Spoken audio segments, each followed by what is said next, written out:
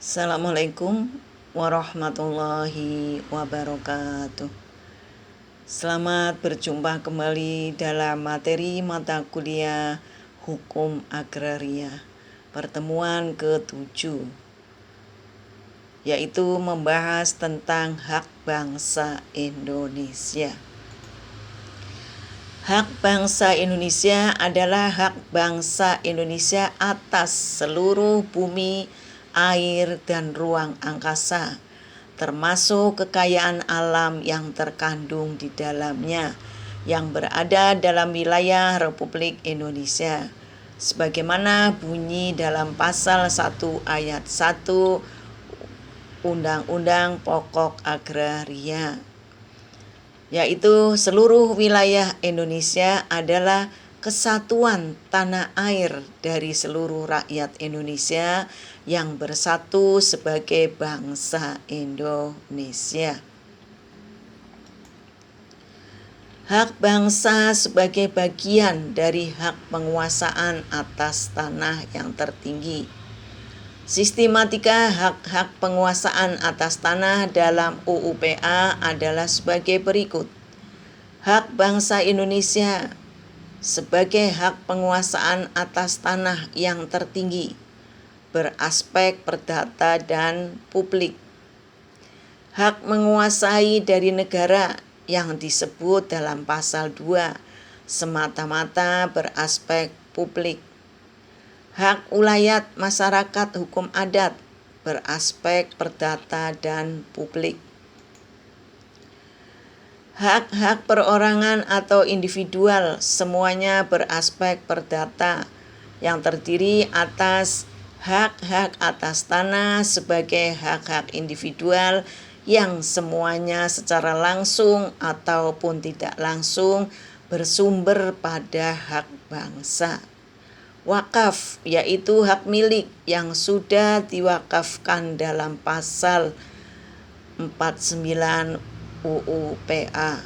Hak jaminan atas tanah yang disebut dengan jaminan hak tanggungan.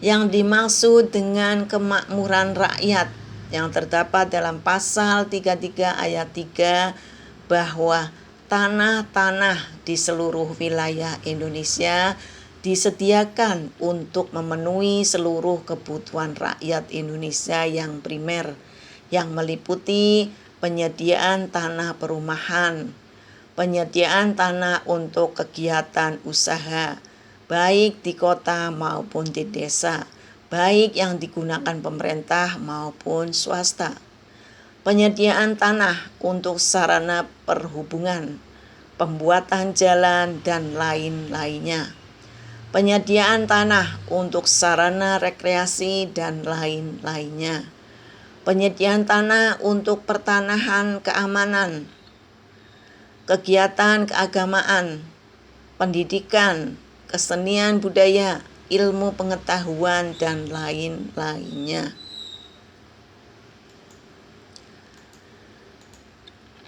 Hak unsur keperdataan dan unsur hukum publik hak bangsa. Hak bangsa mengandung dua unsur, yaitu kepunyaan dan unsur tugas kewenangan untuk mengatur dan memimpin penguasaan dan penggunaan tanah-tanah bersama yang dipunyainya.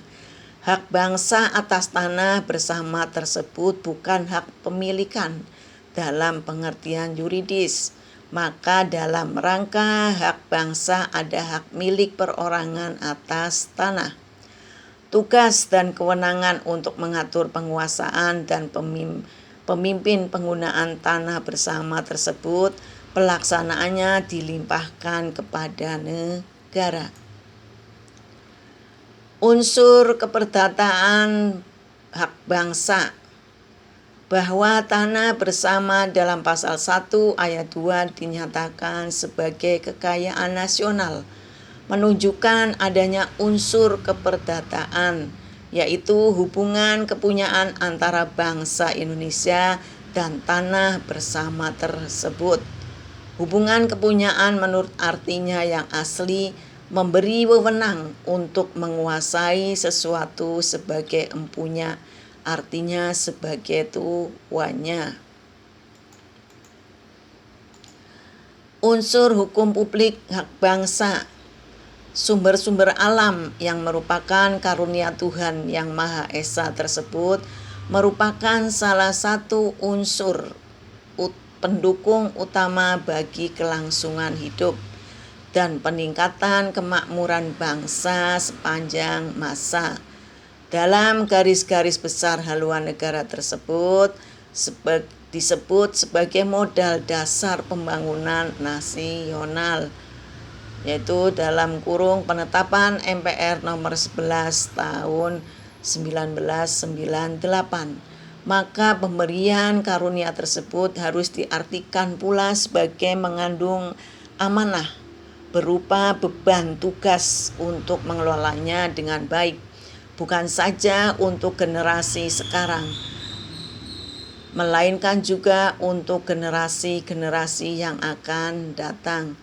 Tugas mengelola berupa mengatur dan memimpin penguasaan penggunaan tanah tersebut menurut sifatnya termasuk bidang hukum publik. Demikianlah secara garis besarnya materi mata kuliah pertemuan ke-7. Selebihnya kalian bisa membacanya di dalam deskripsi materi. Terima kasih. Wassalamualaikum warahmatullahi wabarakatuh.